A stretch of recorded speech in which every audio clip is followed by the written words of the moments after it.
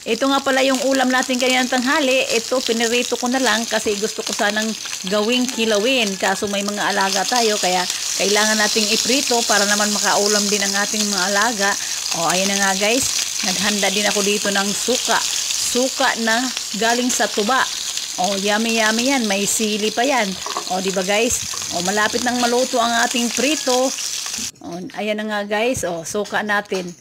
Hindi yan suka na binibili sa tindahan. Doon lang binibili yan sa probinsya dahil doon ang maraming mga tuba. O, ayun na nga guys, naluto na ang ating pritong crisping salimyaki. O, at inihanda ang ating misa at tayo magsikain na ng ating tanghalian. Tingnan naman ang ating suka guys. O, kulay pula, hindi puti. Pag galing kasi sa tuba guys, sa niyog, ano yan, kulay pula, hindi puti ang ating suka. Ayan guys, organic yan. Okay guys, thank you for watching. Kain na tayo. Bye!